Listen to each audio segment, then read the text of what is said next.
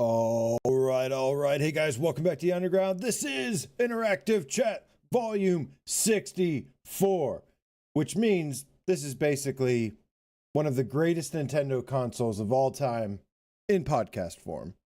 What is up, everybody? This is, of course, our weekly, every single Thursday Solo Man podcast, where we talk about everything: news, reviews, announcements, trailers, updates to games, PC support, everything PSVR 2 related. What is up? So good to see you guys. I've missed you. You know, Without Parole taking a break these last 2 weeks, I realized that there was a void in my heart, because usually I'm doing 2 shows a week, and now it's like feels like just one. And yeah, I don't know. I should have been streaming more or something. But the good news is that, of course, while I haven't been doing tons of streaming and stuff on the channel, I have in fact been spending every last ounce of energy I have playing everything. And I am here today to talk to you about it. We've got huge new updates to games. Pavlov just got its first major content update. Brand new games. Soul Covenant, Big Shots, I've got some first impressions of. Umerangi Generation VR. Didn't see that one coming, did you? No, because I didn't either until they reached out to me, and I was like, oh, okay, this exists. I will check it out. And have a little bit of interesting things to say on that, in fact. But not only that, we also got a bunch of news and stuff going on, so gonna cover it all today for you. There's like 14, 15 items on the list. I know last week, I did like a top top games of 2024. Although shout out to Vertigo 2, because I accidentally forgot to add Vertigo 2 to that list, and that 100% deserves the title of one of the best games on PSVR 2 of 2024. Yes, it has some, little frame hitching and jitteriness here and there throughout the game, but it's also like one of the most imaginative and awesome full-length first-person shooter campaigns I've played ever, and I loved it. And like I said before, the only reason I would say to hold off on Vertigo 2 is because Unity added support for dynamic foveated rendering, aka eye track foveated rendering, and if it gets that, then that could be amazing. So maybe wait and see, but regardless, absolutely loved Vertigo 2. This is Interactive Chat, where I, of course, like to interact with you guys and say, what is up, Blue Drew, the Underground Game Cat Elite Name Squad in the house, Melkaya, the Soul Reaving Game Cat, Razio. I love Soul Reaver, man. What a classic. That game still, well, graphically, maybe doesn't hold up amazingly. The voice acting and the writing of that game holds up fantastically. Scott, the PSVR Game Cat for Life. What is up, man? Nihilist Ryan, my metal feline friend, in the house tonight. What is up, dude? Says, give me that metal VR fix. Dude, we've been getting some pretty metal games, if I don't say so myself. Hellsweeper, the game, I find that game to be pretty metal. Maybe Legendary Tales. I mean, it's indirectly kind of metal. Metal Hellsinger's coming. That's definitely metal. We're going to be talking about Zombie Army VR today, because they dropped a new trailer for it. And woo! Did you guys see that? It looked good. But we're going to talk about that more later. Dead Ringer the Game Cat, you made it, my friend. What is up, dude? Good to see you. Distracted says, yes, there is a void. So what's happening with Brian? He's just taking a break, man. We don't share a lot of our problems and stuff that we go through. We come here for the good times.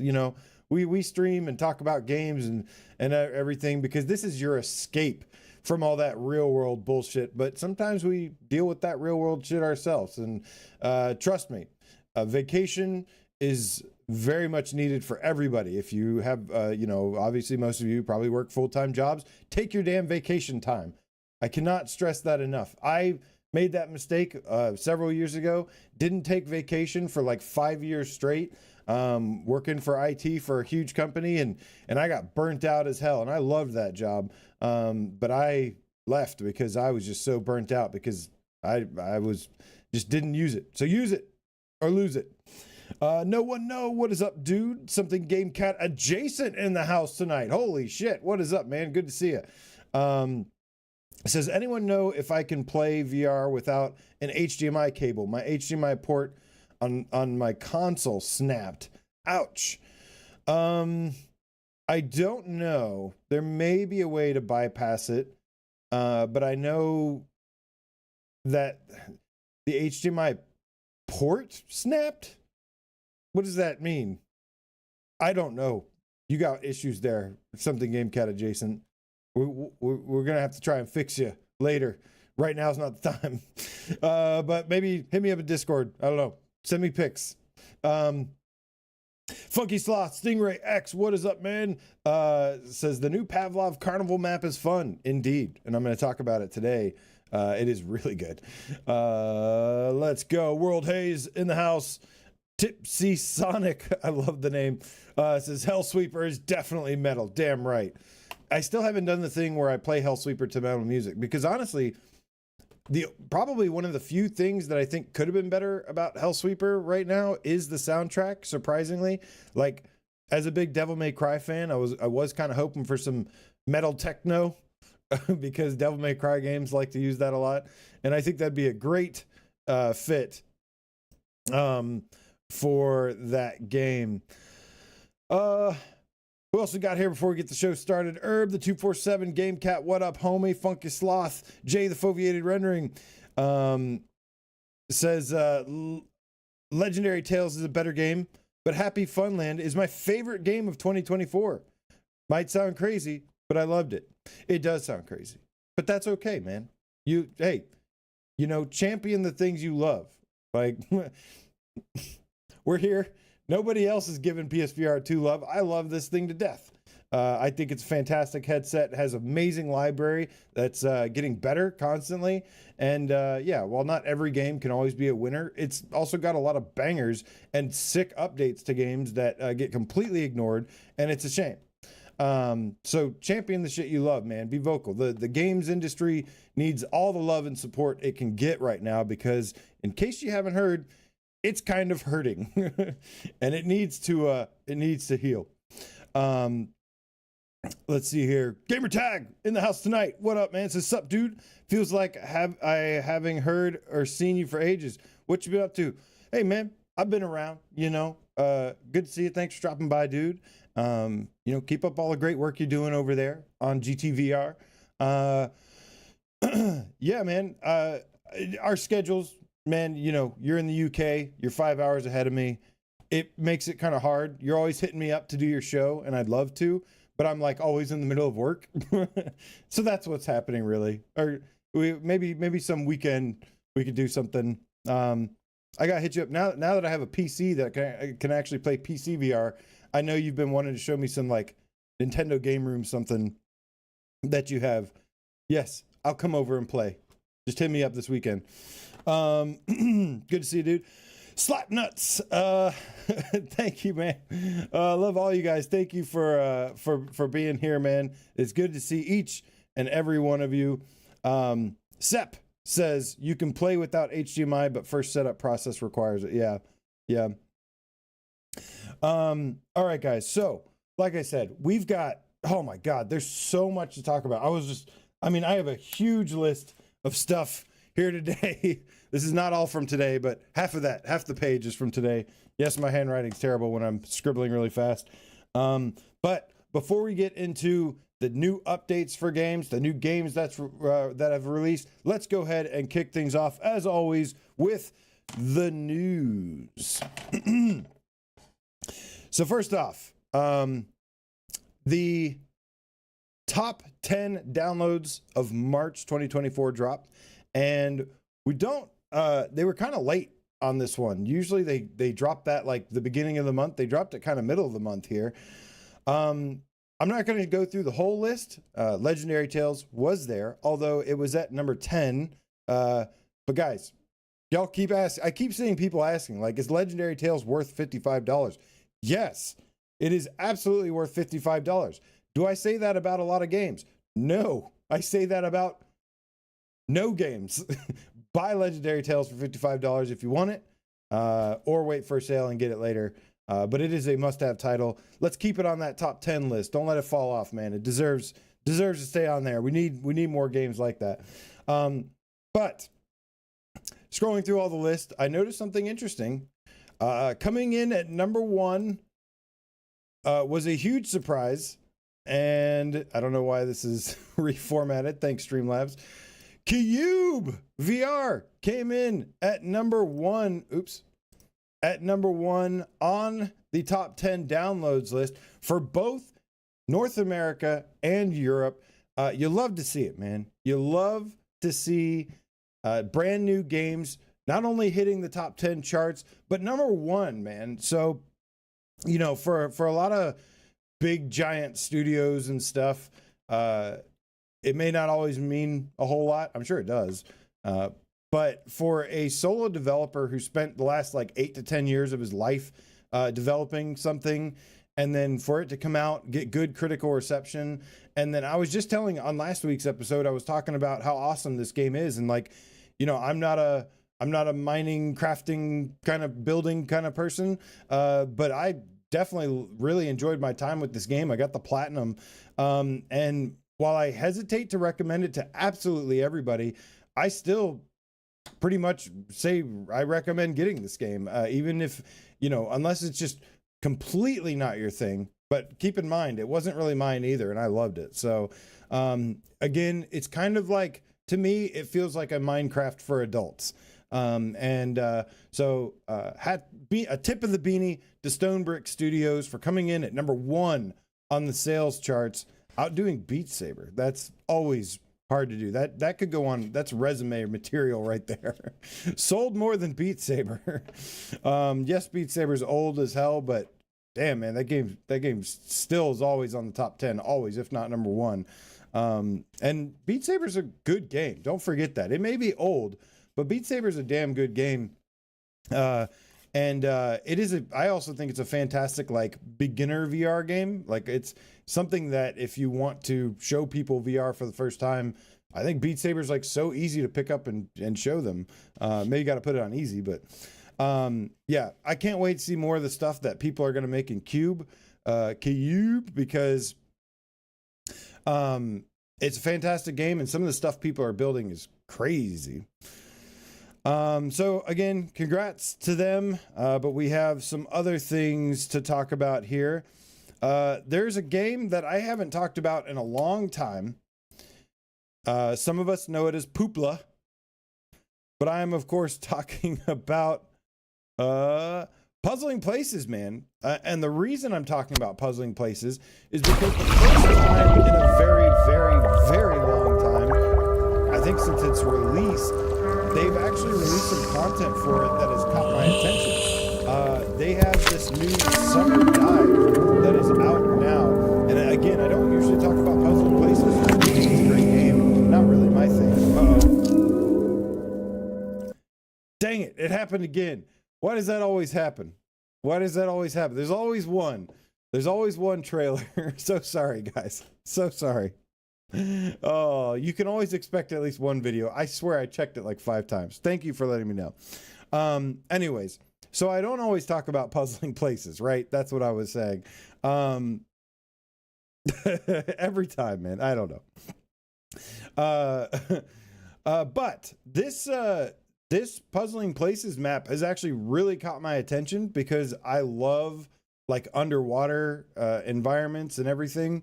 This looks fantastic, man. So for the first time in a very long time, I'm sorry for your ears. For the first time in a very long time, I'm going to be picking up a new Puzzling Places map and checking this out because this looks sweet. And I think it'll be really chill with the bubbles and the atmosphere. And it looks really cool. I like the little shipwreck thing going on, or like a sunken ship, sunken airplane or something. This looks really cool. So,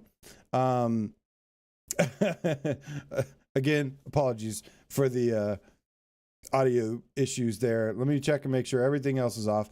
But guys, I think this is only, I don't know how much this is. It shouldn't be that much. I thought I saw maybe $199 for it. I don't know.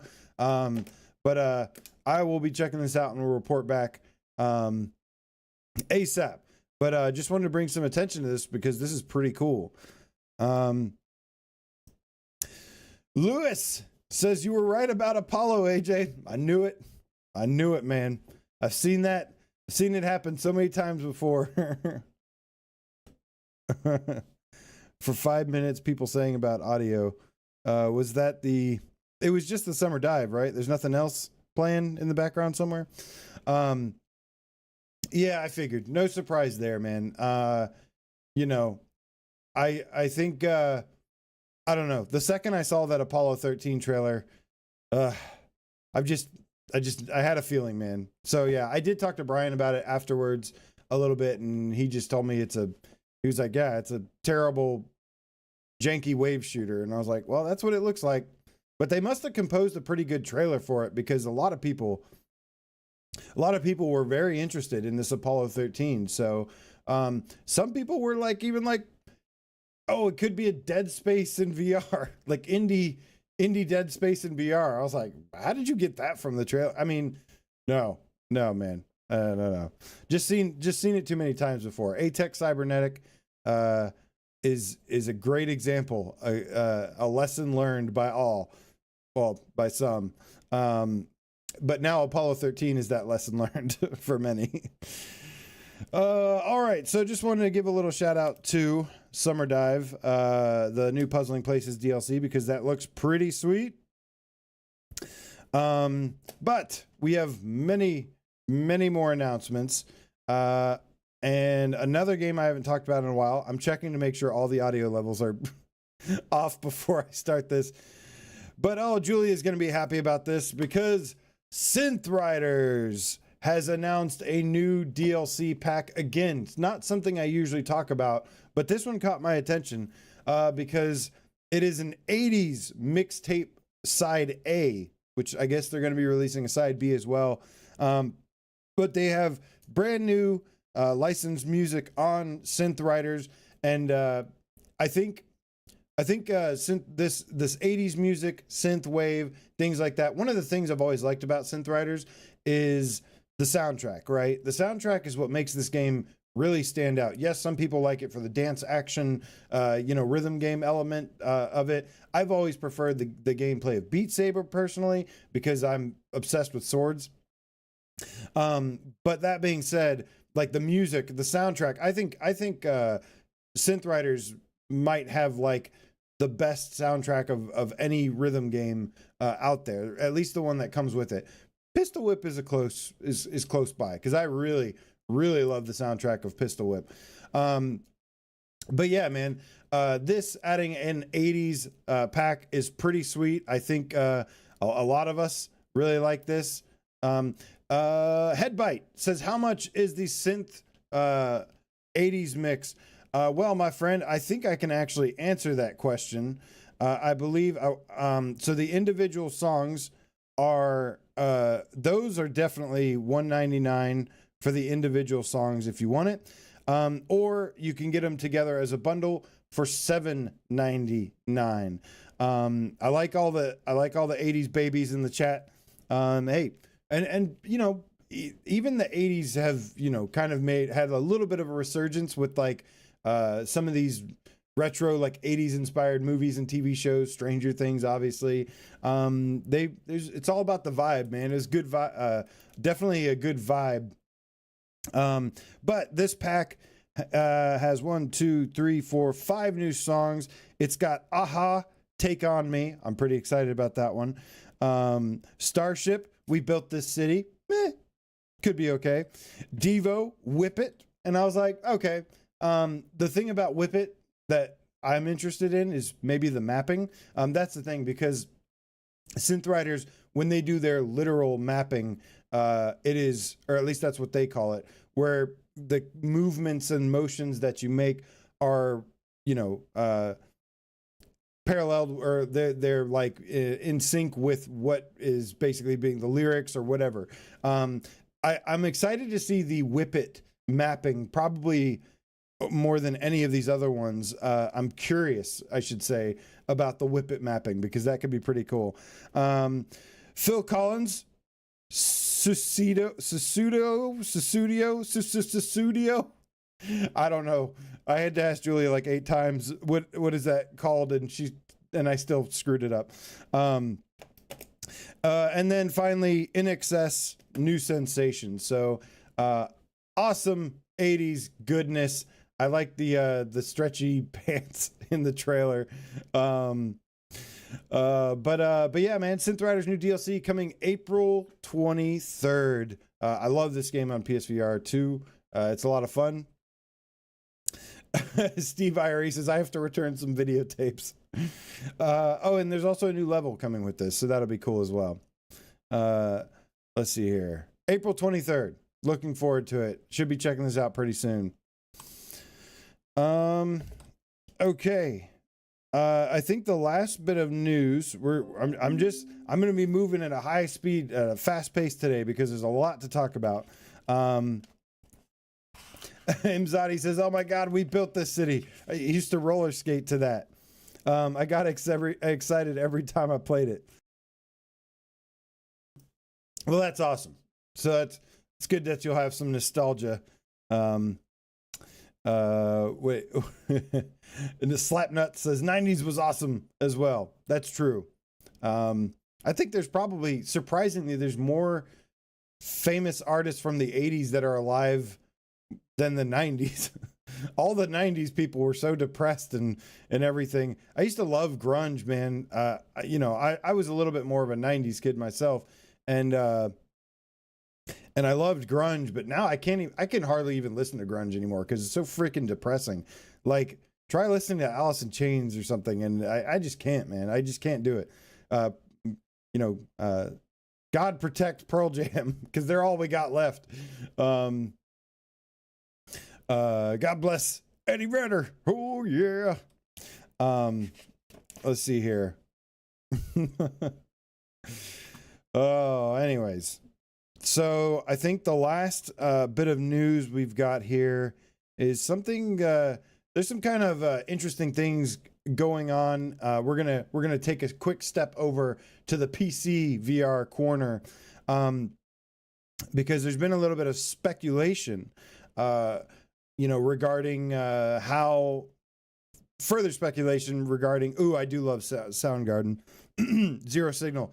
Soundgarden, I've seen them twice. One of the greatest bands I've ever seen live. Coincidentally enough, Soundgarden and Pearl Jam are two of the best shows I've ever been to. Very good. But anyways, what was I talking about? Oh yeah. There's been a little bit of speculation stuff going on regarding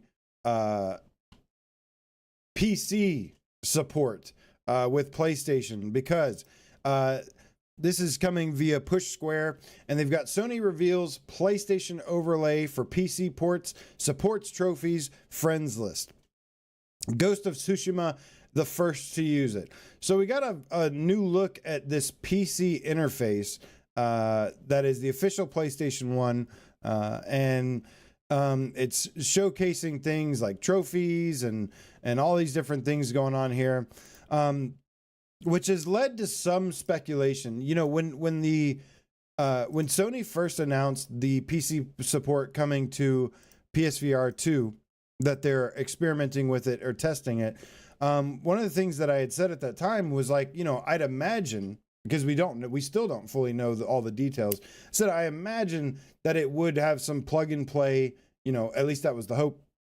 It plugs into the PC directly, and then it would probably have some like PlayStation app or something, because you have to have some kind of software solution for it. It's not just going to be able to, even after the last firmware update, you can't just plug your PSVR 2 into the thing and it works. There's going to need to be drivers. There's going to be all sorts of software solutions for the devices the headset to communicate to the PC.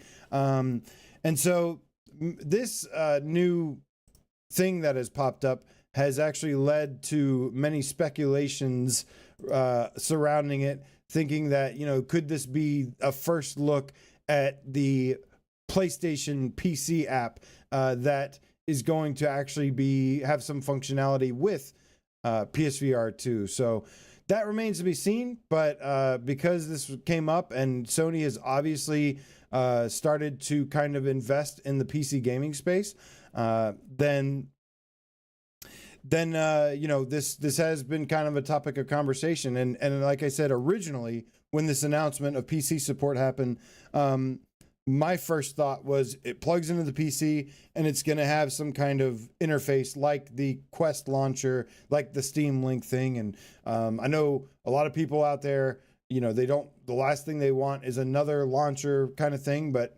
I mean, if it is what is required to make the thing function, then so be it. I don't care. As long, you know, I'm just hoping that it has some kind of like native PC support where I can, you know, play Steam and play. I want to, you know, I want to mess with some of these mods, you know. Actually, after this Fallout show, I checked out the new Fallout show. I squeezed in, I've got one episode left. Probably going to watch the finale tonight. But I've been trying to watch that.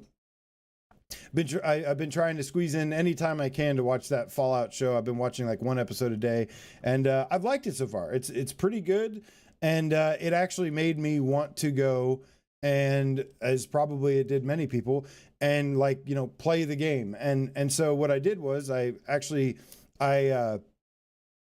hooked up my current PC VR rig and got Fallout 4 VR, which was $15 on sale on Steam, and I jumped into that for a little bit. And you know, it's an official release that was actually, a lot of people bashed it back in the day. Maybe they still do, because, you know, performance issues, all sorts of things. Sure. But it is a cool kind of proof of concept, and being in that world is pretty cool.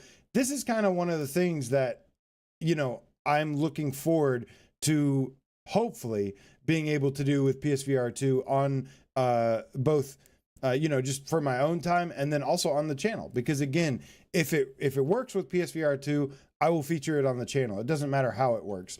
I will definitely do it, especially if it's like, you know, in some official capacity.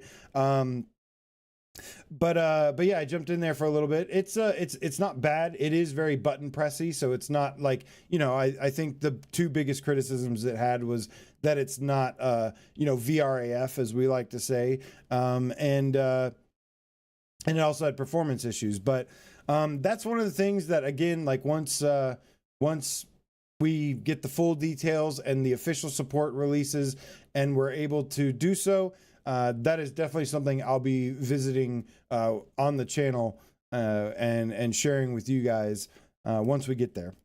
I just, again, I like the idea of being able to do more with the headset, because right now PSVR 2 is definitely just limited to games.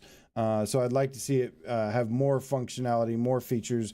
And the mods are really, even though they're like a pain in the ass to get going, they take forever to set up and tinker with. It's such a hassle. It's so annoying.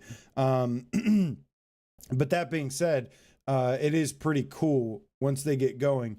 And while not everything is like something I'd like, you know, something you want to play through all the way to the end, it is still cool to just experience for a little bit. And that's where the cool part of modding happens.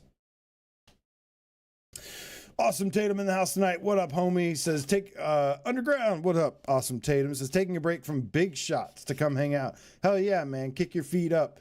I'll be talking about big shots a little bit here too, in just a little bit. But yeah, wanted to bring up this thing. There was also another article that dropped. I think this one was via Upload VR, and I also found this one to be kind of interesting. And this is the last PC VR thing we have for the day, but they said that OpenXR 1.1 brings extensions like foveated rendering and more into the core spec. And they said OpenXR is the standard industry standard API for native XR app development and runtimes.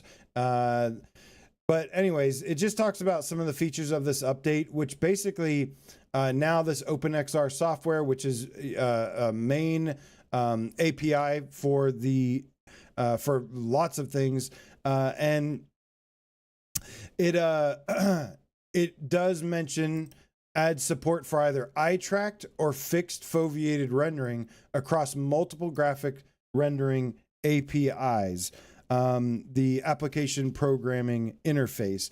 And that's basically what the two basically when two softwares need to communicate, that's how it happens. And so interesting. PSVR 2, as far as I know, is really the only. There's probably another one. There's maybe it was the Quest Pro, maybe the Apple Vision. I don't remember. There was another headset that has eye-tracked foveated rendering, or eye tracking, I should say. And now maybe this is something that Sony got really right with the PlayStation VR 2 with the eye tracking. I think it's an amazing feature. Obviously, the technology behind it is really cool. I think it's pretty underappreciated when it both serves as a graphical enhancement, a performance enhancement, as well as a gameplay input. Some of the most interesting things, it is when some of these games implement eye tracking really well, it's like hard to go back. So it's great that they're doing this, and eye tracking. Maybe this is one of those things that is going to pay dividends down the line when more stuff starts getting eye track support for performance, gameplay inputs, things like that. And maybe the PSVR 2 will be in a good position once that starts getting going. I want to talk to Samson with the $1.99 donation. Thank you so much, my friend. Says, getting started now. Catch up with live soon. All right, Samson. We'll see you in just a few. In just a few. Okay, so some of you guys are naming the thing. Nihilist Ryan, my metal feline friend, says eye tracking should be the standard going forward, in my opinion. It is very nice, man. It is something that is definitely needs to be utilized more, and we've seen what it's done for games like No Man's Sky, Hellsweeper. It's glorious. It is super awesome. But that is it for the news for the most part. There is maybe a couple other things. Now we've got a bunch of major updates that have dropped. So let's go ahead and get into that. Starting with the Light Brigade. The Light Brigade, which is, as I've said 1,000 times before, one of the biggest hidden gems on PlayStation VR 2, probably in all of VR. Of course, it's got a little bit more popularity and traction now. But the Light Brigade is a fantastic game. It has a wonderful art style. It has an amazing atmosphere, like really visceral gunplay. And it's another one of those games that is like, I'm not into roguelikes, but I'm into this game. Like, it's just so good, and it's very replayable. It is awesome. It has added some brand spanking new content that's pretty big, including there is a new archer class with also throwing knives. And to me, it's like, okay, I don't care about bows a whole lot. I'm not going to lie. It is still kind of cool. Maybe I'll give it a shot. It is also called the Shadow Hunter update. I'm so glad that flashed on there because I couldn't remember. But with archery, as part of this update, it's official. The Light Brigade is now better than Horizon Call of the Mountain. Oh, I'm just hating. I know. I kid, sort of. No, but the other thing, I'll tell you what really has my attention here. There's already been a couple of content updates for this. I missed the last one. I need to go back in and check that one out. It was like the war or something. I don't remember. But the thing that has my attention is there's a brand new area called the Sunless Keep, which is pretty cool. I'm excited to check out this new area because that's the kind of content I like. No, that's right. It says he's not kidding, y'all. He's wrong, but he's not kidding. Fair enough. I'm definitely not kidding. But it could be definitely wrong. Totally fine. Hey, opinions, right? Isn't it great to have one? Voice yours always. That's all I got to say. Always voice your opinion, and don't be afraid to say what you think. But keep it civil. Keep it civil. But anyways, Light Brigade, Shadow Hunter update. I'm excited to try this one out. And yeah, man, I hope this is I hope this is a I'm sorry. Let me start over. I hope that this game eventually does get dynamic foveated rendering as well, because it also, now that Unity supports it, they can actually they can actually add eye track foveated rendering, sharpen up this game a little bit. I mean, it looks fantastic as is, but it is, you know, if it actually looks better in some way, then yeah, absolutely do it. Imzadi has called me out, and it's very true. Says, you always say, I'm not into roguelikes, but I'm into this one. That's been happening a lot lately. I'll be honest with you. Because, yeah, I don't like roguelikes. Like, I'm already sick of them. But here's the thing. I don't like the game loop of some of them. And I don't like when roguelike is used. You know, I've said it before. I love gameplay mechanics. I'm obsessed with gameplay mechanics, gameplay systems, things like that. And I think roguelikes are sometimes taken advantage of as kind of a cop-out for gameplay mechanics and systems. And I don't like when that happens. But there are some games that are just so fun to play. And I think Returnal was the first game to make me go, oh, like, it doesn't matter if it's a roguelike, it matters what the content is itself. So I do think roguelikes get a little mislabeled, or a little too much hate because of what it can imply. But we've seen time and time again that, hey, like, this is actually a good, I think roguelikes can also be a great replacement for arcade games or wave shooters, a way to add more depth and mechanics and progression systems to games. In that aspect, I do like them. But again, sometimes when there's not enough depth or a nice rewarding progression, then it just feels like a cop-out to reuse the same shit over and over and over and over. Oh yeah, Bremen, Rob Axel also point out that the persistence. Yeah, that's probably the first roguelike I ever liked. Bad Robo also called me out. All right, just let me have it. Everybody, just let me have it. He says, yeah, AJ doesn't like puzzles unless they're in RE4 or another good game. Oh, Aceville, I didn't want to say it. Aceville. But you knew exactly what I was thinking. You knew exactly. Hey, I love that game. I do. I love Synapse. But that, oof, like, you know, that could have been, just imagine what Synapse could have been if it added more story, more depth to it, more, you know, because what's there is fantastic, but there's just so little of it. But yeah, man, no, we're like this, Ace. We're like this. Oh, it's all good, Imzadi. No, you are more than welcome to call me out on my shit whenever you spot something. I don't hesitate to call, you know, either people or games or developers, whoever. I never hesitate to throw shade at, call them out because it's should have been so much better. Anyways, I digress though. Okay, so the Light Brigade, looking forward to checking that one out. What else do I got on my list here? So that wasn't the only game to get a major update. One of the headliners of today, my goodness, Pavlov, you guys. Pavlov has gotten its first major content update since launch of last year. And it took a while. it took a lot longer than I expected, but I you know, I understand it's probably a small team.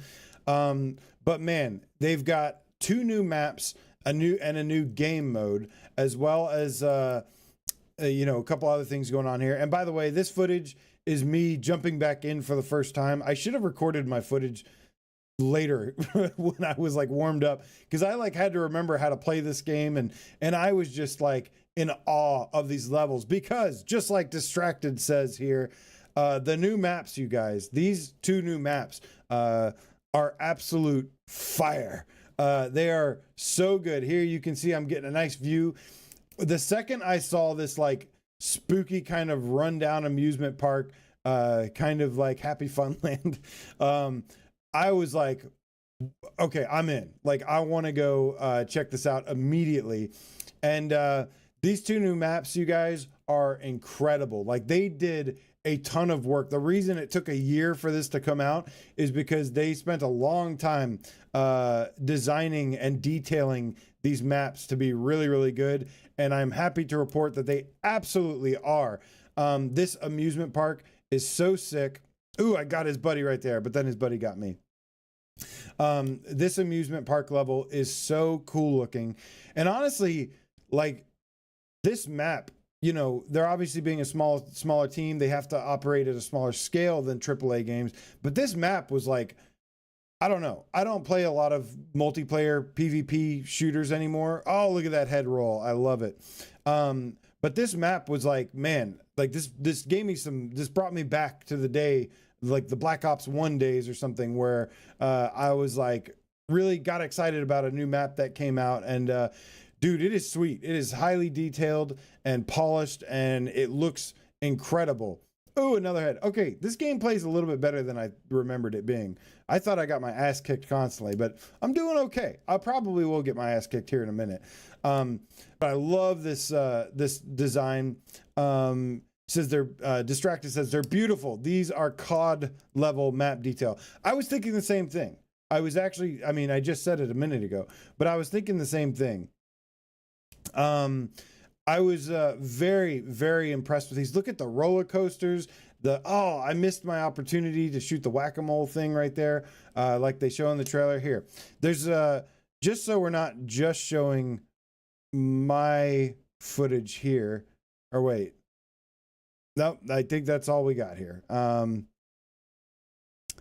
There's a trailer for this. Let me see if I can bring this up really quick here. There's a trailer that shows the things, but this isn't, the carnival map is not the only thing that's new here. There's also, oh God, brace your ears, ear warning. Okay, here we go. I was able to hot swap that video. Very nice. So here's a better look at some of the additional content here. There's 2 new maps. There's the amusement park. I forget the name. Oh, Carnival. It's just Carnival. And then there's Autumn, which is also a really, really good map. In addition to these new levels, there's also a new mode called Push. And Push is similar to, what was it called? I think it was called Operations in Battlefield. And it's basically like there's 2 sides where one is attacking and they have like a limited amount of lives. And then the other side basically has to make them run out of lives to win, or they get like overrun or something.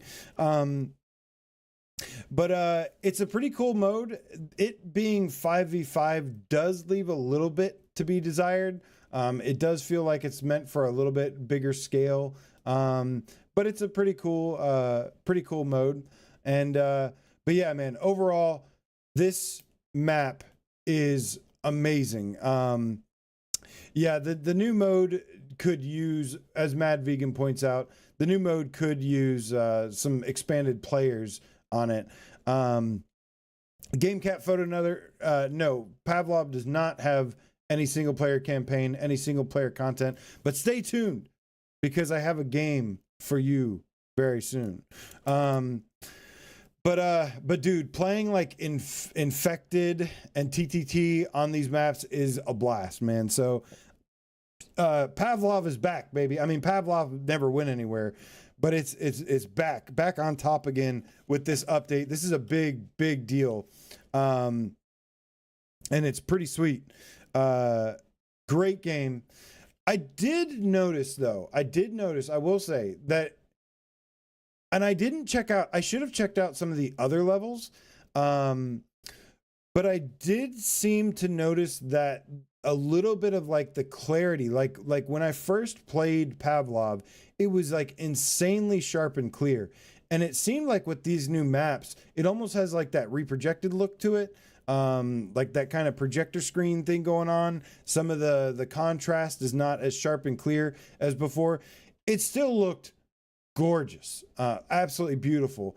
But I don't know if I'm the only one, but I felt like I noticed a little bit more, stuff going on with the clarity than usual.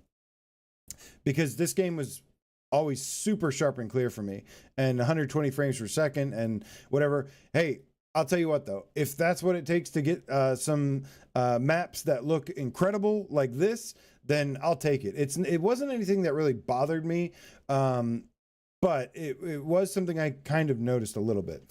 But yeah, man, somebody asked, what did you ask? A lot of talk about catch and release. Yeah, man, I do love catch and release. Rob Axel says Genotype or Pavlov. Ooh, well, they're completely different games. Genotype is a single player sci-fi story campaign. I would absolutely say Pavlov though, easily. Like, and it's really fun and quality, and like I like Genotype, but it's, Genotype is cool, but it didn't like blow me away like Pavlov does, literally. But sick update, man, awesome stuff, and yeah, huge update to that, as well as, man, just that. I think that's all of the updates we have for now. We have Synth Riders getting new content. Light Brigade just had that Shadow Hunter drop. Pavlov has like a mind-blowing new levels that are so good. Summer Dive, the new puzzling places. So that is it for our major updates of recent. And yeah, man, good stuff, man. Good stuff. I love, that's the one probably huge advantage in this day and age, is you don't have to go out and buy like expansion packs that are like separate stuff and install them and whatever. Like it's a lot easier to just, now you can just either get a free update or get like a little DLC purchase that you can download. I will say that is very convenient and easy. All right, so it is time now, guys, to talk about some brand new games. We're going to be closing things out with Zombie Army, but first, that new Zombie Army story trailer, because wowie. But first, before we get to that, I want to talk about some of the new games that just came out. Now, Soul Covenant is the one that I've played the most of, and those who are on the Patreon, shout out to these lovely people that are about to appear before ye. I did do like a written review of it that's posted on there, so thank you to everybody who supports me on patreon.com/PSVR Underground. I wanted to do something on the channel, but I figured I'd review it here, and then I gave a little early review on the Patreon for the supporters there. But before I get into Soul Covenant, which I've played a ton of, I wanted to talk about two other games that came out kind of like almost out of nowhere. The first one, I had no idea this game existed at all. But apparently it had a pretty big following on the Switch, which I had no idea about. And then now it's gotten an official VR port. and that is Umerangi Umerangi Generation VR. This was a very big surprise for me because, again, I just didn't know it was I didn't know it was a thing. It existed. And it's basically a photography style game with a little bit of like a collectathon. It's a little bit of a mix of like photography, collection, chilling out, hanging out kind of thing. It's very different, very unique. When I first jumped into it, I was like, this looks like it was made in Microsoft Paint. And I'm not going to lie, graphically, it's kind of like a mixed bag, like in terms of like, some of it has like questy looking stuff. Some of it has like Microsoft Paint looking graphics. It's very strange. But yeah, man. So I'm not going to lie. I have a personal thing for photography games. I don't care about photography in real life, which is funny. But ever since playing Pokemon Snap on N64 back in the day, wow, another N64 reference on this stream today. What is happening, guys? We are in the Twilight Zone. But I was very I was just checking this game out, and again, I didn't play a lot, so this is just my first impressions of it. It's obviously developed by a very small team. It's a small little kind of artistic. It almost feels like an experimental game, but you're basically going around. You have these. I only played the first level where you're like on a rooftop and you have a camera to take pictures, and this thing shown here, and yeah, and like there's like people hanging around. You've got spray cans, so you can actually do like some graffiti, and then you have your camera, and it's so bizarre. It's so bizarre, but I got to tell you something that's crazy about this game in just a second. You do have like a full body avatar or whatever, so you can like, it shows you your hands, but when you you can actually take a selfie of yourself and see. There's like some NPCs chilling on the roof. There's a little like skate park looking thing on the roof, and like not like a skate park, but more like a one of those small, like just like a small little like ramp area. There's like skateboards laying around. There's little things you're collecting. You're supposed to be like delivering something. I don't know. To be honest with you, I have no idea what the hell was going on during this. But what I did know is that there's like a penguin up there on the on the rooftop, and so like I started taking pictures of the penguin and started using the spray cans for graffiti, and lo and behold, there's actually like haptics and stuff in the when you're shaking the can, like it feels like you're shaking a spray can, and there's like haptics in it and stuff. And to much of my surprise, it actually utilized some of the features of the PSVR 2 pretty well. In particular, I'll tell you the one biggest surprise for me. So the this game, which has come out of seemingly nowhere, it has a good soundtrack. It's got like some lo-fi music that's really chill. It's really chill vibes. Still don't know what the hell I'm doing just yet. But this game, surprisingly, guys, I am not even joking. This might have the best use of touch capacitive sensors on the controllers that I've seen yet, because you can do multiple hand formations or whatever, hand gestures by different, by placing your hands, pressing different buttons. You can like do different combinations, and there's stuff you can actually like move your finger around to different buttons, and it'll go to like the rock and roll sign. It'll do a middle finger. It does like a thumbs up. It does a peace sign, and it's all done by either selecting a certain button or actually just moving your hand. Don't even have to press some of the buttons. You just move your finger over certain buttons, and the touch capacitive sensors actually change the hand gestures. This might be some of the best hand gestures I've seen, use of hand gestures in any VR game ever. It's crazy, man. I would have never expected something like that coming from a game like this, but alas. Again, you know, as far as like how good it is and stuff, I don't really know. It's obviously a very artistic style game.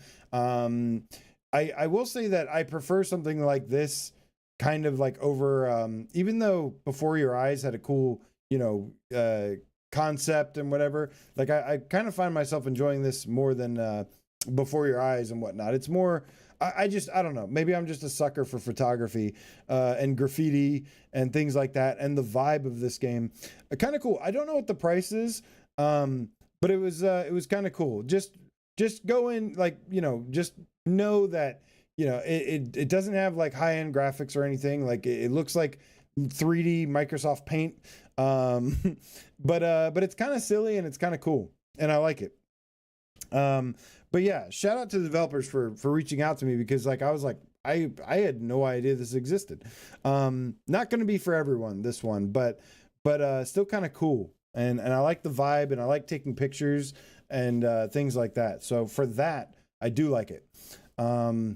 But it's very strange, and it's a very strange game. But that is Umerangi Generation VR. Umerangi Generation VR. Again, apparently really popular on Switch. I've never heard of it. I don't have a Switch. Deep cut PSVR 2. Shades of Grey Matter says, I think it's $25 US. Good God. Yeah, I don't know about that, but I'd definitely pick it up on sale. I sure hope it's not that much. You know, it might have more content than I expected, but production values wise, it's very indie. But anyways, so the other game, I actually just got my key, a review key for this last night. I should have asked a lot sooner for this. And unfortunately, because of that, I didn't get a ton of time to play it. However, I will show you my gameplay here, and that is Big Shots VR. Now, again, this was one of those games where I told myself, look, I don't like roguelikes. And yes, look, it's true. I swear to God, it's true. I know there's a lot of roguelikes I like, but I typically don't like that game structure. But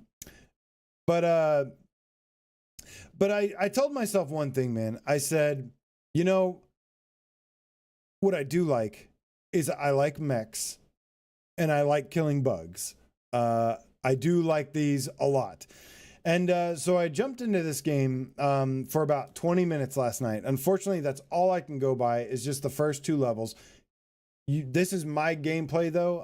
I do think I enabled like smooth turning. But I jumped in for about 20 minutes last night and checked it out. And I was actually kind of digging it. Like, I was kind of surprised. I'll be honest with you. Like, I've just been, you know, following VR for a long time now. I'm so used to like games like showing off a simple concept, and that concept being more boring than what it even looks like in the trailer. It's awesome that we're getting to a point with VR and the VR industry where, like I said, you know, it's not so much just about understanding the technology and making the most fun out of the technology, but developers are starting to build better games around this technology as well, which is super important for me anyways, or for us gamers, because a lot of us here, a lot of my audience, you guys, lovely people, are gamers, man. And I know that, you know, that's not always the most exciting thing to like hardcore VR people, but that is for me. Like, that's what I like about VR. Without gaming, I don't really care that much about VR at all.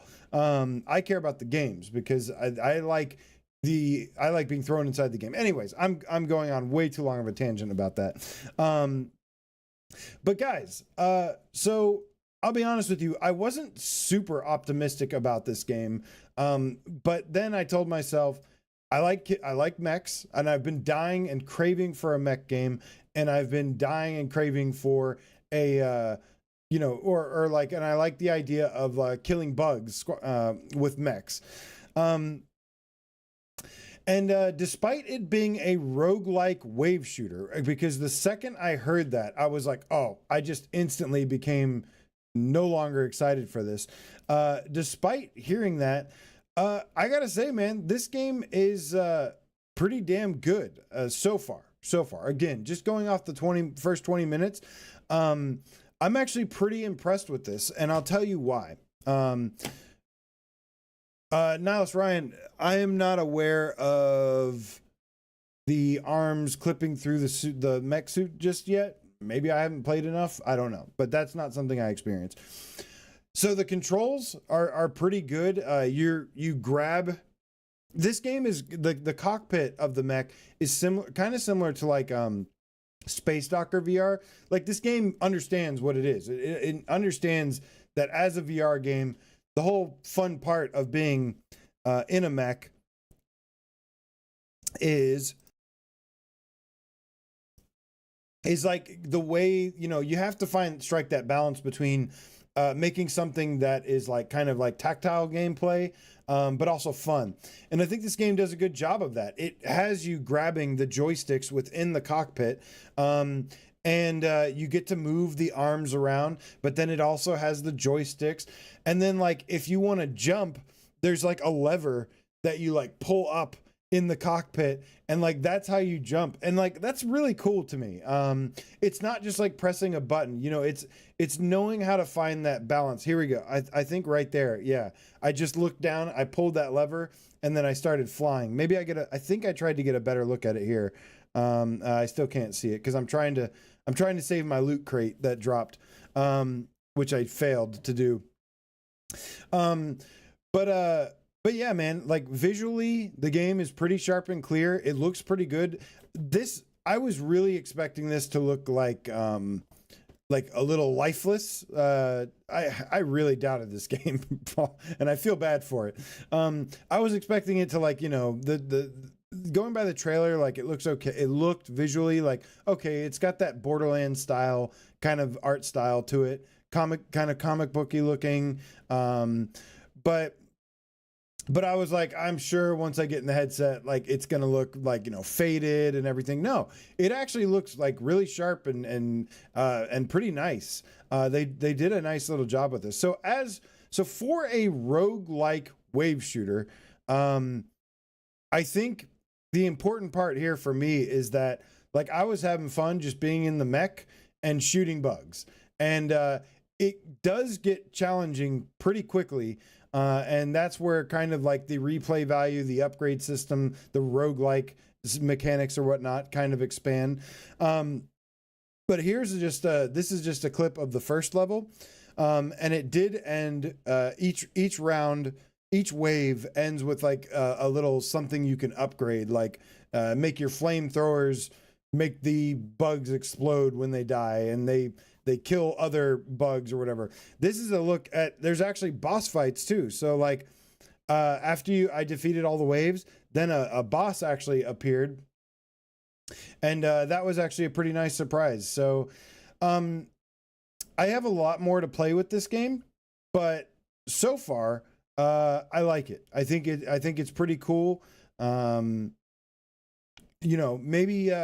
Maybe not exactly the mech game that I was hoping for, but I think it's really good for what it is. I think it's got a lot of charm, a lot of style, and it's got good, solid gameplay, which is like also super important to me. So yeah, first impressions of Big Shots VR are actually pretty good, and this game does support co-op as well. So yeah, man. Brooklyn Menace says gameplay looks better than the trailer. I have to agree with you, man. Like, I did not find the trailer very exciting.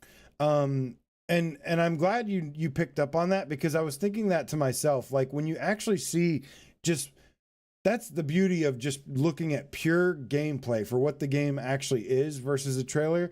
In most cases, trailers make the game look better. I think this is kind of the opposite. I think this game, if you just look at the gameplay, is like, it's more fun and better than what the actual trailer showed. Nothing against the trailer, but it's like, sometimes just show the game. Like, if the game is good enough, just show it.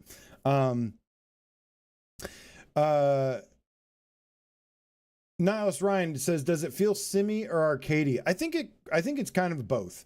Because you do have these functions within the cockpit. Like I said, you're grabbing these things that look like VR controllers, like in the cockpit, and the buttons and everything match up with, where your controllers are, or the buttons on your controller are. But then again, you've also got like this canister, like once you build up enough like juice,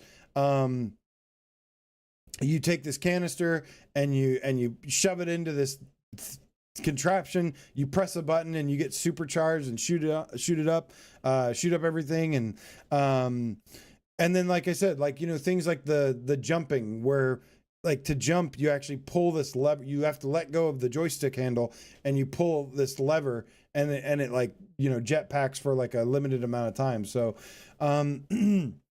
so pretty good. But as somebody just pointed out, Shades of Grey Matter says GT saying it's a bit light on content, not much boss variety, etc. Hopefully co-op is fun and devs can build on it. Okay, so I don't know how much it is, but yeah, again, that's the problem with roguelikes sometimes, is roguelikes, they oftentimes end up having way too little content and variety and depth, and that's where the problem comes in with it. For what it's worth, from what I've played so far, pretty fun. But yeah, if it doesn't have the content for it, then yeah, that could be a problem. But I look forward to playing this more. I was enjoying it. I love mechs. I've been dying for a good mech game in VR, and quite frankly, on the console space at least, we haven't had that many good ones. So Bad Robo says, so it's the arena again. Yeah, man, that's kind of the problem with these roguelike games, man. Sometimes I just want to go from the beginning of a level to the end of the level and blast stuff through it. So it's kind of the hard part that VR games are dealing with right now, is like, make it feel more like game. But gameplay wise, the gameplay is there. The content, the levels, the variety, depth, stuff like that remains to be seen. It is definitely very arena-like. The levels, the maps, again, the maps that I've played are actually pretty nice, though. They're not bad. So it's not just like a flat arena space. It's like the levels have like verticality and stuff. So I think they've done a pretty good job here from what I've played. I've only played the first 2 levels. So we shall see. All right. But that is not the only game. We also had a third game come out today, and this is probably the one that most people are curious about. That's a good point, Bad Robo. It says Returnal is no arena. Yeah, well, Returnal is also made by Housemarque, which is, although they started as an indie dev, I mean, that's obviously a AAA game.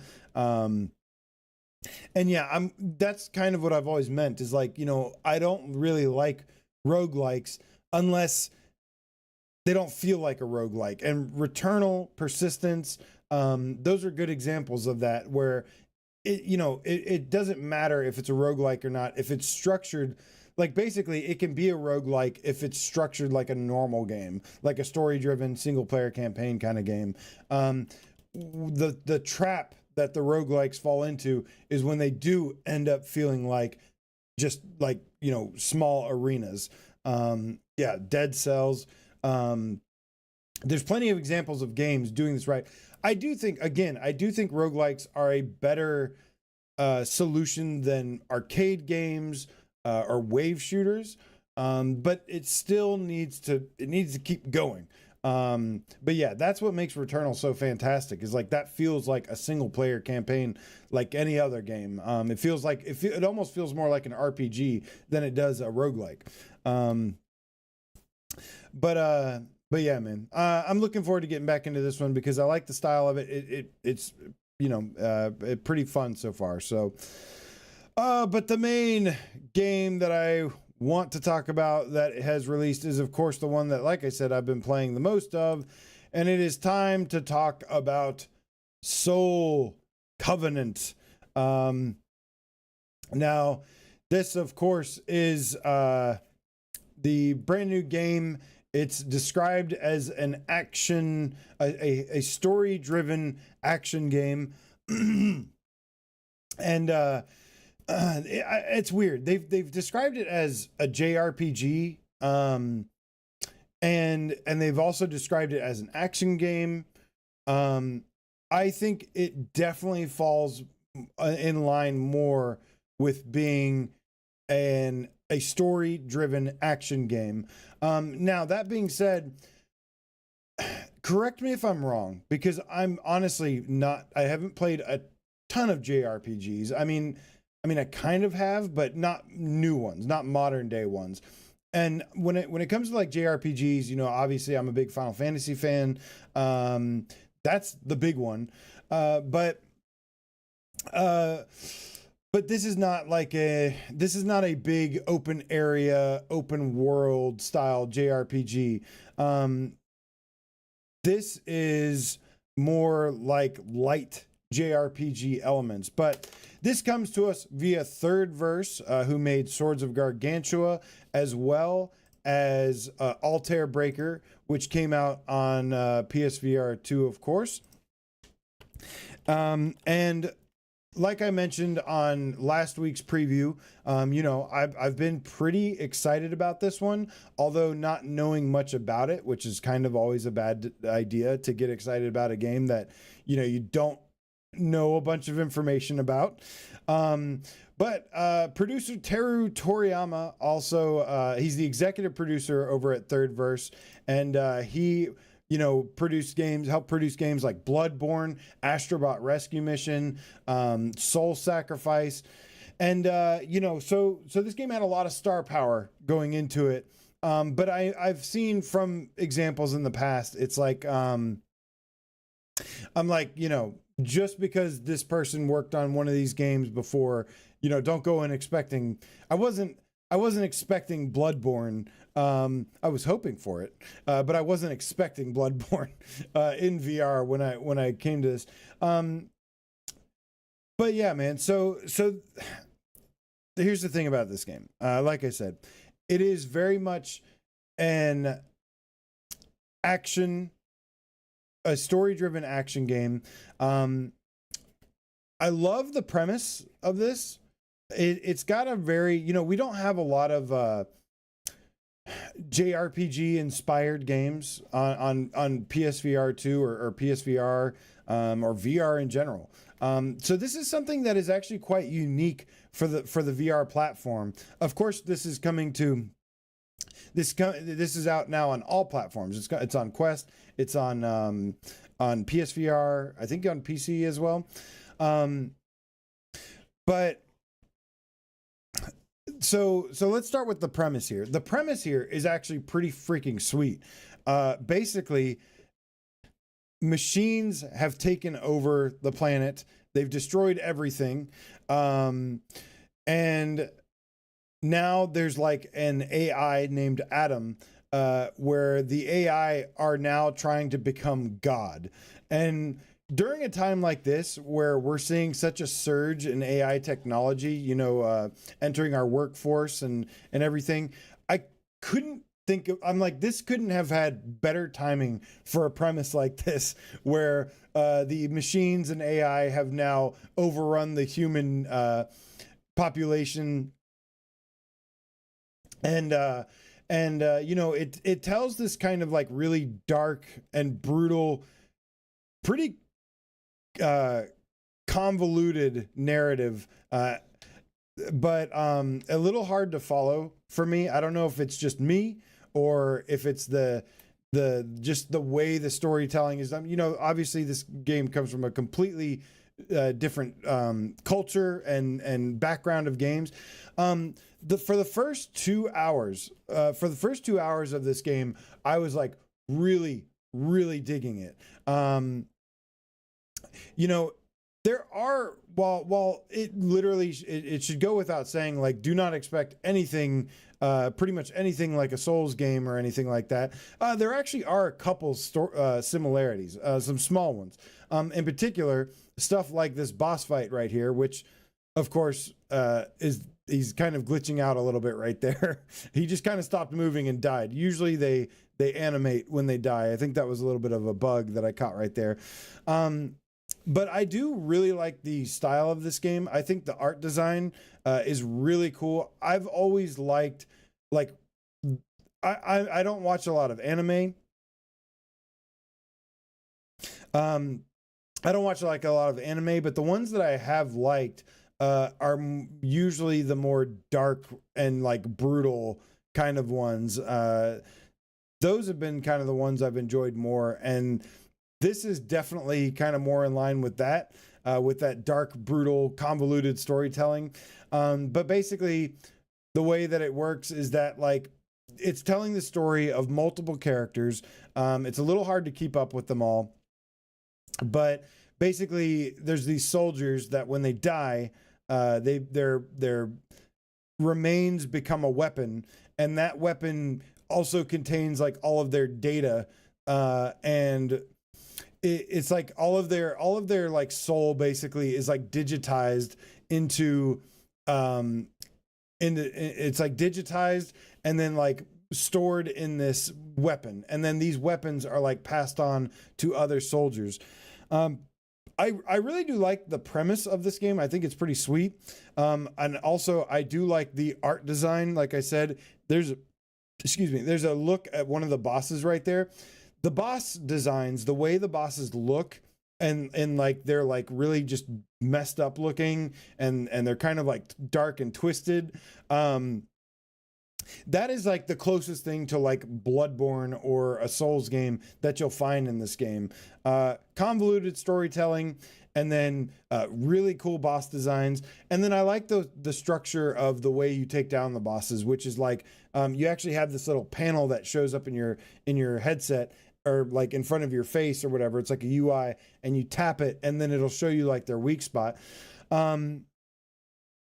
But some of these comments, you guys. Salvador says ribcage sword is badass. Yeah, man. I love the weapons and or the look of the weapons, and it's also got some cool mechanics to it too, where like you've got this sword that you start out with, this like regular kind of blade, and then when you grip it with the other hand, it then turns into a scythe, and then has like extra range, and then it also gives you a new ability of like when you get the final blow on an enemy, like they go flying, and you can use that to hit them into other characters or other enemies. There is haptics and headset rumble in this game, so they did utilize some of the features. Unfortunately, they did not utilize, I don't think, dynamic foveated rendering or any type of foveated rendering, because while the graphics look good overall, it's definitely, there's like a little bit of shimmering, a little bit of aliasing here and there. It doesn't have the best clarity at times. Sometimes it does. Like if you look at those things in the background, those are actually like what, we would be used to those being kind of blurry in the background. They're actually like pretty sharp. So it's kind of weird. But I think it looks good overall, but you will notice a little bit of like aliasing and shimmering here and there, especially in the lighter parts. But let's see here. So the other thing, something else for the soundtrack, like we mentioned before, Yasunori Mita, which they've put a heavy emphasis on. He did the soundtrack for Chrono Trigger, Chrono Cross, Xenogears, Xenoblade, Soul Sacrifice. He did the soundtrack for this, and I think the soundtrack is freaking ace. The soundtrack is actually really good, to the point where I may even buy it, because they are selling the soundtrack separately. It's got a cool kind of futuristic, kind of like futuristic vibe to it, but then it's also got like some orchestrated stuff, and I think the music is pretty good overall. Here you can see I'm taking on one of these bosses again. I'm just going to kind of loop the same gameplay here. Shades of Grey Matter says, dang, I didn't like Chrono Cross, but that soundtrack absolutely slapped. Yeah, man. That's something you can 100% say the same about this game. Like, regardless of whether this game is for you or not, the soundtrack is dope. It is really, really good. Here I am jumping. Oh, there's a jump button in this, which is also really nice, which allows you to actually jump and swing and hit and aim for their weak spots and stuff, which is kind of cool. But yeah, so like I said, man, there's a lot of little things I've liked about this game. The premise is cool. I've really wanted a JRPG pretty bad in VR. And while this doesn't really scratch that full-blown JRPG fix, like how Legendary Tales scratched that full-blown like Souls Diablo RPG fix, it is definitely not that, because here's where the problems kind of come to play in this. I've seen some people talking about, like, you know, the gameplay itself, that it's kind of like a waggle fest. That didn't really bother me. I actually think the gameplay is very simple. Yes, it is simple. It's not this like super reactive physics-based gameplay, but it does use haptics in the controller. And it does have some, you know, like I said, there's some mechanics to it, like the bosses having weak spots, the weapons having second modes that you can activate. You've also got this special ability called like the Demon Burst or something, where like once you charge up your, like every time you kill an enemy, they drop these crystals, and then you can stick out your hand or your palm and it'll suck those crystals in. There's haptics when you do that. And then once you charge up, then you can put your arm on your, you can put your hand on your forearm and press a button, and it'll actually shoot like a big giant laser. Like, it's super anime. But I think it's pretty cool overall. The problem here, so Bad Robo says, is this an arena or what? That's all you care about these days. You're so sick of arena games. So this is where kind of the problems with the game starts. So I was loving the first maybe 2 hours of this game. It was really cool, kind of following the story, like trying to follow the story, which I don't know if I don't know why I'm not following it, but it's kind of hard. There's a lot of different characters that get introduced. But Bad Robo, unfortunately for you, my friend, this is 100% like an arena kind of wave slasher kind of deal here. And that to me is, I think I was like, I could live with that, because when I first saw the trailer, I was like, okay, this looks cool, but is this just a boss rush? Like, is it just fighting boss after boss? I didn't see a lot of little enemies. Well, I got a little bit more excited when the developers confirmed that there's more than just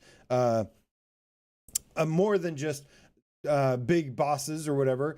As it turns out, I kind of wish that I almost wish that it was just an arena boss fight. And that's going to sound crazy, but like, I think like that's, unfortunately, like that's the best part of the gameplay. Because this game is very much like, it's almost like a visual novel, and a wave slasher combined. But yeah, the problem is that like the enemy AI and stuff is pretty simple. Like, it just kind of wanders over to you and flounders around and then waits for you to kill it. The difficulty wise, it's pretty easy. So there's no like strategy. There's not a lot of strategy to the gameplay. But I think the hardest part about this game for me is the repetitive nature of it. You replay. There's only 2 types of game modes in this entire game. And that is one where you go on the offensive, and it isn't like a big area. And you kill like a wave or 2 of enemies, and then it's usually followed by a boss. And then at least the boss has like some kind of strategy to it, some weak point you need to attack. And then the other thing is basically kind of like a tower defense structure, where there's this giant thing that looks like a big blender behind you to make smoothies with, and like you have to protect that thing from taking damage and breaking from these enemies. But most of these enemies, like, I love love their designs. Like, I think they look so cool. They look very dark and twisted. But they're pretty like, they're pretty much just like cannon fodder. Like, they don't really pose too much of a threat. They're not like, there's no really big strategy to it. They just kind of just run around and run at you a little bit, and you just kill them, and that's it. And I would have liked some, you know, deeper, more fleshed out mechanics to it, some deeper variety of them, because there's also, even though the enemies, their designs and stuff, they look awesome. They really, really do. There's not that many of them. There's only like maybe, I think I've only seen like maybe 3 types of like smaller enemies, and then there's like a couple different bosses. But this is the problem, guys. This is my number one problem with this game overall, is there's two main problems with it. Number one is the structure. The way the game kind of progresses is cutscene, that you go to the main menu, you press this button to activate the cutscene, and then you go watch the cutscene. And for what it's worth, like, they're done fine. They're actually well voice acted, and it's trying to tell a pretty cool story, I guess. Then the cutscene ends. Then you have another thing that pops up, and it says battle. And you press the button, you activate the battle. You go into a battle like this, as you see here. It lasts just a couple minutes. They're very short. That ends, you go back, and then there's another cutscene. And then you press the cutscene button, and then you go and watch the cutscene. Then it goes to chapter, or not chapter 2, but like section 2, because each chapter has like another section, has like 4 sections to it or whatever. Then you go to the next section, and then it's activate the cutscene, and then and then you activate the cutscene, watch that, pop back out, go at the main menu, activate the battle, you go into the battle like this, lasts a few minutes, you come back out, activate another cutscene. This is the entire structure of the game. Constantly. It repeats over and over and over again for the entirety of the game. And it's about a 5 to 6 hour game. So it's 5 to 6 hours of doing this. And at that point, after 2 hours, it kind of broke me. Like, I was like, this is it, man. And on top of this, you're replaying the same areas. They do change up a little bit, like some slight changes in the background and stuff, but it's basically this outside area here and then a tunnel. And that's it for the entire 5-6 hours. What up, PSVR Brazil? Carlos in the house tonight. He says it took 9 hours to finish it. So yeah, I mean, I think I'm on track. I'm like at the very end of it, and I'm like 5 hours in. So I kind of just guessing 6 hours. But yeah, man, like, but dude, it repeats the same enemies, the same bosses, the same levels. I could live with the structure if it was changing constantly. Like I was like, okay, this will work if I'm, actually going to different like places visually, but really it's the same spot. It's just maybe a slight little difference background, something like that. So this is the part that broke me, is like, I didn't even want to keep playing it anymore, because like, I got tired of just like, I'm just doing the same thing. It just feels like the same thing over and over and over. And there are some upgrade mechanics, but you don't really need them until like much later in the game. And it's just like updating your health and updating your power. So it's not like anything. It's not like Legendary Tales or Hellsweeper, where like everything feels like way different. Like, everything just feels the same. Everything looks the same. As much as I like some of these things, it's just like you repeat them so many times that it started to drive me crazy. So that, to me, now that being said, like, I do like this game. I do, and I do think for a lot of the games that have come over from Japan for VR, I do think this is one of the better ones. It does blend this, most of what we've gotten have been either visual novels or girlfriend simulators.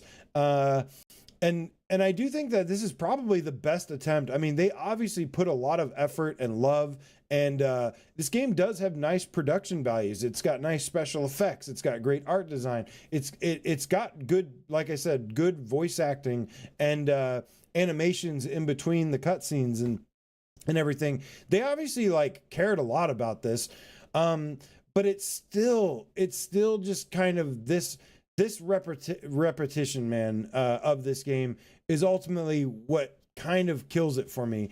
After the first hour or two, like I was just like it was hard. It's hard to keep playing. Like you can kind of take breaks from it. Like what's been helping me is to take once I get bored, once I get tired of repeating the same thing over and over, I come back like another day, and like it's fun to pick up and play and slash. I like the gameplay actually. Like I like the hack and slash. It's like a pure hack and slash. It reminds me, I don't know, some of the stuff. There's so many things that this reminds me of. Now I never played Soul Sacrifice, but I did hear some people. I wish I played some Soul Sacrifice so I could get I had a better idea of what to expect, but it might share some similarities with that. But Steve Irie says, I think RE7 is a bit of a girlfriend simulator too. Yeah, not in the same kind of way though. I mean, I'm usually talking about the ones where you're sitting and having coffee together and they're like, tell me what you did today. But yeah, man, listen, there's a lot of things I like about this game. I don't hate it at all. I like several little things about it, but when it comes to actually like playing it as a game, I'm typically, like I said, I'm somebody that likes gameplay systems, gameplay mechanics. I do think that there is a nice experience that this has with it, but as like a regular style game, I think that's where it kind of falls short because it just gets too repetitive. Now the good news is that it's not a roguelike. so that's kind of nice. If you don't like roguelikes, it's definitely not a roguelike. But it is like I said, a story-driven action hack and slash game, and there's not much strategy to it. It does feel good to play, I think, but ultimately, while it has like all these like nice little production values to it, it's the repetitive nature of the game. And like I said, I could have lived with the repetition if visually like it kind of changed things up a little bit more, or made like weapons feel more different. There's some really cool things in here, but overall, I don't know.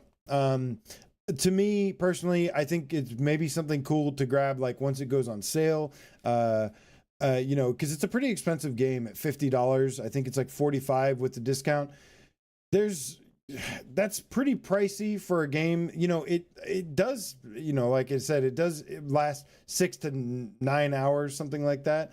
But it's not always just about like the length of a game. Sometimes it's about like the content that's in it too. And I don't know. I feel like this game is a lot of style and just needed more like substance to it. It's very stylish. There's a lot to like about it here. That soundtrack is dope. The bosses look sick. The weapons look sick. But it just ultimately kind of falls short because of the grindy mind-numbing repetitiveness that it runs into. But it could have been worse. I think there's some good things that came out of this, and like I said, overall, I like the vibe. It really, especially those first 2 hours, I was like really excited about it, and it really brought me back to like the things I like about JRPGs and that style. I was like, man, like, because Japanese games historically for me, some of my favorites have had some awesome not only visual art style but also gameplay as well, and I think this does capture some of that. this is the worst connection to make, but I was like, oh, like bringing me back to like Silent Bomber days, and for the two of you that get that reference, but just some of the Japanese games that I've played in the past that were like really unique, and for me it's kind of an experience because everything is so different. The culture is different, the art style is different, the storytelling is different, everything. But I'm very glad that they're not like obnoxious, really annoying voice actors in this. That's a plus, because that's usually a thing. But that is, guys, hopefully the best I could describe my experience with Soul Covenant. Like I said, some good things, but unfortunately, just really, really repetitive. That after a while, it gets tough. Eventually, like like maybe taking a break and coming back to it helps a little bit. But if you want to just sit down and just play this game all the way through, like it just seems like it would just be mind numbing to do so. But all right, before we get out of here, we got one more news story to talk about here. What are you guys saying here? What up, Professor Lilith? Thanks for dropping by. Wild Hour, the Game Cat, good to see you, homie. Dan Kiefer in the house tonight. PSVR Brazil says, I took 9 hours to finish. Says that I totally agree with you. Thank you, man. I'm glad that, I think this game could be a little divisive. I think some people could probably just love this game. I think some people could absolutely hate this game. It's all over the place. It really just understanding what it is going to be the best route here. Bad Robo says, come on, we need FF7 remake on PSVR 2, not some F Arena. What up, Great Tantrum? JB in the house tonight. Good to see all you guys. Dude, so yeah, that's one of the things once, assuming PSVR 2 gets like, PSVR 2 gets like PC support in the form of like just plugging it in and being able to, use a lot of stuff natively.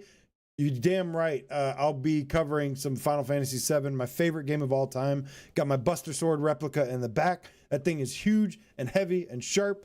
I'm definitely going to play that in VR. Absolutely. I love that it's Unreal Engine and, or no, it may not be Unreal Engine, but it has a mod. Good shit. Fofi Ramos in the house tonight. What up, Fofi? Good to see you, homie. But yeah, man, definitely some things that, I think some people are going to like this game, Soul Covenant. I think some people are, it's not going to be for everyone though. Yeah, man. Fofi knows what's up. Yeah, I mean, that's the thing. It's hard to say, not every game is for everybody, and especially a game, it's like this is a very niche audience that this game applies to. But I think some people are going to be, pretty happy with it overall. I actually really like it. I like things about it. It's just unfortunately like the repetitive nature got to me.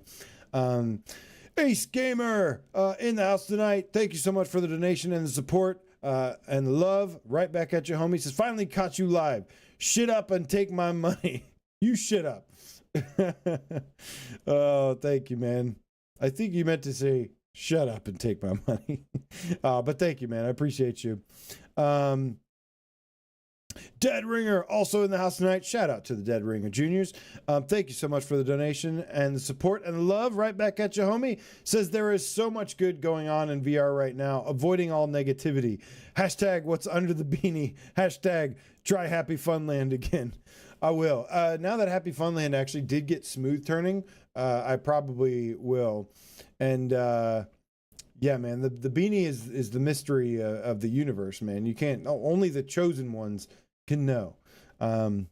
As we all know, this beanie has sacred powers. What started as a joke has now become a 5-year long thing. It's gonna get hot soon though, so yeah, might need to switch to a hat soon. Let's see here. Before we get into the last subject, which is Zombie Army VR and that new awesome trailer, want to skim through your comments real quick.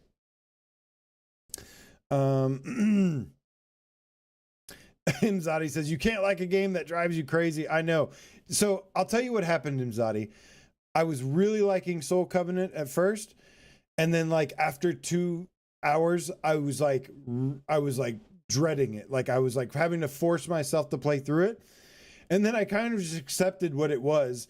And then like each day I would come back and play it some more. And I was like kind of liking it again. So it went like up and down. So that's why I'm so like split on it in that way, is because that's literally what happened. Super Elastic Bubble Plastic Game Cat. Oh, thank you so much for the support, man. I appreciate the donation. Keeping that tip train rolling. Choo choo. Appreciate the support and love. Right back at you. Says, looking forward to the new Monday AJVR show. Do not let my Monday suck. Super Bubble. That's true, man. Yeah, Gamescast is getting a complete restructure. We're going to be doing I think a bigger show, like 1 day a week. But that's going to give Brian more time to do like reviews and other stuff. And but yeah. $2 Timu Undies says, has anyone played and would recommend Suicide Guy? Yes, I have played it. No, I would not recommend it. And fuck that guy, because he's a lying piece of shit. And that game sucks. Let's see here. All right. So now, guys, it is time to get to our last our last story of the day. Did you see the Zombie VR story trailer? Let me make sure there's no music playing or anything, sound playing, blowing out your eardrums again. No, there's not. We're good. Guys, so Zombie Army VR was recently announced during the anniversary of PlayStation VR 2. It's, of course, being developed by both XR Games and Rebellion. Well, the IP belongs to Rebellion, who brought us the wonderful Sniper Elite VR. I actually really like that game, despite that was also developed by a different studio and whatnot. But XR Games are a pretty experienced studio, and we got a first look at the story trailer for Zombie Army VR. And good God, you guys, this game is looking extremely nice. Now, I know there's going to be people out there that are like, oh, another zombie game. Well, you only say that because you keep buying them and keep playing them. So that's on you. For me, I've been playing a bunch of variety of stuff. So I, especially after watching this trailer, I welcome a new zombie game coming up. Guys, I'm not going to lie here. This trailer looks phenomenal. This is looking very high quality. And the good news here, they show off like some of the mechanics here. This is more than just like just zombies. This is like some Evil Dead shit going on here. They show off some mechanics here. There's grenades. It's of course got the World War II weapons. It's got the bullet time. The X-ray kill cam is you shut your mouth, distracted. No, I'm just kidding. I love you. This is of course bringing back the old-fashioned X-ray kill cam, which was, guys, if you didn't get to experience Sniper Elite VR, that X-ray kill cam where you get a shot and the bullet, you follow the bullet all the way to the target and watch it's like guts explode or whatever. That was so cool. That was awesome. But in this new trailer, we see a couple things going on here. We get a little look at not only like, you know, the story, which it is bringing back some popular characters from the Zombie Army series. This is, of course, a spin-off of kind of the Sniper Elite series, but it follows its own thing, the story that follows these dead hunters. But you've got this new mechanic here where you see like the doors being closed by this demonic symbol, this pentagram, and basically it's saying in the trailer, you have to kill them to you have to kill all the zombies to unlock the release the curse and move on to the next section. And look at these levels, you guys. Look at how gorgeous these levels look, because this is beautiful. Look right here. Look at that. Oh my God. I cannot wait to see this in the headset, because this, with this dark atmosphere, this green glowing light, guys, I am super hyped about this game. This is looking phenomenal, and this does also support co-op. This is probably going to be a game that I'm going to be jumping up and down about, being like, guys, you want to support big VR games, like you know, or people want bigger VR games. They're always asking for it. They're always asking for bigger, fully fledged, you know, VR games. This is looking like it. But yes, Awesome Tatum, this does have co-op as well. But let's take a look here over on their website as well. This is the other thing that's got me excited about this. Zombie Army VR story trailer. A dead hunters beware. Something sinister lurks amongst the ranks of the undead. Take a sneak peek at Zombie Army VR's blood-curdling story campaign in a new heart-stopping story trailer. Zombie Army's VR campaign takes place out alongside the established events of the Zombie Army series and sees you take to the field as one of the dead hunters, an elite squad dead set on hunting down zombie war criminals.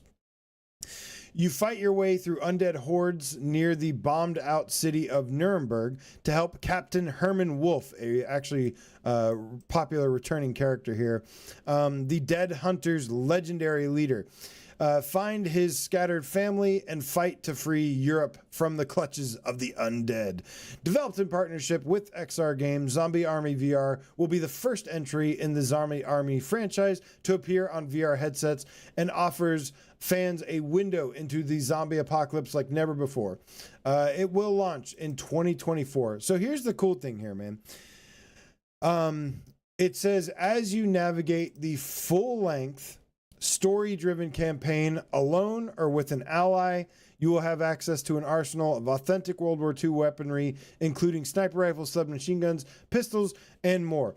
Actually, in this one thing that's really cool is in this gameplay trailer, we do see for a brief moment, they do use some melee. Like he's got like a wrench or something in his hand. He hits one of the zombies, I think, with the butt of a gun. And then he like smashes one's head with like a wrench or a pipe or something. So this does also, right here, boom, there it is. That little like, that plumbing wrench. But this is, oh, there we go. The butt of the gun. You see that and the head explode? That is sweet, man. So there is some melee in this as well. So they're saying that this is a full story campaign, which,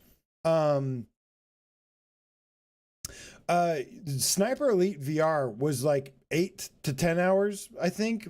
Was it 8 to 10 or was it 10 to 12? I think it was like 8 hours, 8 to 10. So this is probably going to be around that same length, but that felt like a full-fledged game. And that's what they're saying. They literally say here, a full-length story-driven campaign here, that you can play solo or co-op. So guys, all I'm saying here is it's time to get excited about this game. You know, yes, if you're burnt out on zombies, fine. You'll probably still buy this anyways. Because if you're burnt out on zombie games, it means you like zombie games because you keep buying them and playing them. Listen, man, I like zombie games. I do. It's not like roguelikes. It's not like puzzle games. I'm not like, oh, I hate zombie games. But I do like this one and this one and this one. No, I like zombie games. I think... I just think zombies have always made for fun gameplay mechanics and as well as like good movies and entertainment. And I love that this has this whole like, it's like zombies with like this Evil Dead twist to it, kind of. There's some cool shit going on here. It's not just zombies, it's like supernatural zombies. So that's making it, to me, like much more cool. And then you've also, on top of that, got like the whole World War II zombies or whatever. This is looking fantastic, guys. And this is developed by XR Games. Look, I like Just Add Water and all. That's the developers that made Sniper Elite. XR Games are way more experienced, way bigger studio. They So this is a great partnership, I think, between Rebellion and XR Games.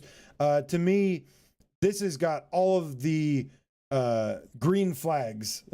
We're always talking about red flags. What's the opposite? Green flag?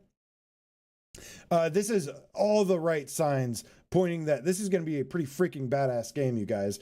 And it's going to be a full story-driven campaign, full length, probably 8 to 10 hours, have optional co-op, has good mechanics, probably going to look great. Somebody said dynamic foveated rendering confirmed. I don't know. I should have actually... I should have looked into that a little bit more, like some of the features, if any of that stuff is confirmed. I don't know for sure or not yet. I don't know, so I don't want to say it is or isn't. Hopefully it is. But this is looking awesome, man. So just another awesome game to look forward to. At some point, I want to the next slow news week we get. We'll do a little bit of a preview show as to like the top upcoming games to look forward to. And Doggo's barking at something.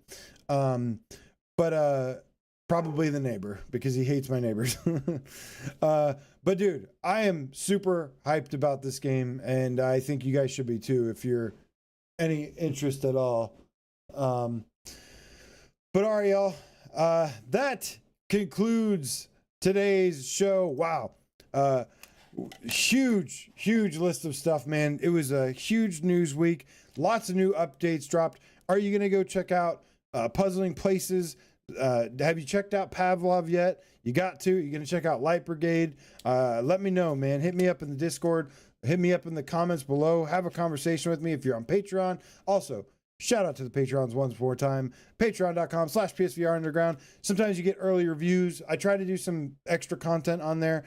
So if sometimes you don't see stuff on the channel, usually I do like a written review or something on there just so you have it. So you know if there's a game you want to pick up or whatever. But appreciate everybody who supports me on there. All the newest members. I love you guys. Appreciate you. But yeah, man, I think next week, we return back to normal. I think next week we return back to normal with Gamescast. Of course, it's going to have a different structure, but I think the show will return, and we'll go from there, man. So, very cool stuff. Jeremy the NES Rookie says, if we get a Saturday Night live stream, I'd be keen to see some more Big Shots gameplay. I don't know about a Saturday Night live stream just yet. This interactive chat is the only thing that I can consistently do. It really just depends on like how many games I'm reviewing behind the scenes. Like, ain't no way I was going to do it last week because I just had like so much stuff to play. And yeah, man. Again, the best problem to have when we actually have way too many games. But good stuff, man. I will, of course, we'll still be doing more Saturday Night live streams, just when I can't promise just yet. But yeah, there have been some new games, so good shit, man. Well, guys, thank you so much. I hope you have a wonderful rest of the night. Happy gaming, and we will see you next week on Interactive Chat, Volume 65. Thank you again, everybody who came here, hung out. All 105 of you still hanging out here. Appreciate you guys, man. Long live PSVR 2 and metal and good games. But yeah, y'all have a wonderful night, man. I'll see you again very soon. And let's get out here and cue the Astro. I almost played the Saturday Night Live Streams intro by accident. Oh, thank you, Awesome Tatum. 65 anniversary show. JG, appreciate you, man. Milk Guy, the Soul Raven Game Cat, Rob, Axel, Headbite, Subtle, Eel, Stingray X, Bad Robo. This stream is not an arena game. I'll have you know, Bad Robo. Hey, man, Hellsweeper might be an arena game, but it's a damn good arena game, okay? It's Hellsweeper is the Returnal of arena games. Salvador, my dude, What is up, homie? Good to see you, my friend. Let's see here. Ash VR, the groovy game cat. Let's go. Bad Robo says we need a zombie puzzles roguelike arena. No! That would be awesome. Thank you, Rob, Axel, Shades of Gray Matter, Old Darth in the house tonight, Dead Ringer, shout out to the juniors, Scott, the PSVR Game Cat for Life, what up, homie, Putrek F, $2 Temu Undies, Vertigo 2 is not fixed, but it was never really, I mean, it's technically fixed, but it could be a little bit better.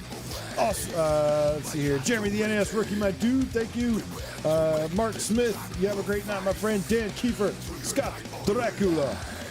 Thank you, man. Daringly average game snake. No, I avoided that Apollo 13 game at all costs. And it sounds like it was the right decision. Joe Gaslighter. What is up, man? Steve Ayari. Fofi Ramos. Shout out to you and Bambino. Super Plastic, Bubble Plastic Game Cat. Thank you again. Y'all have a wonderful night.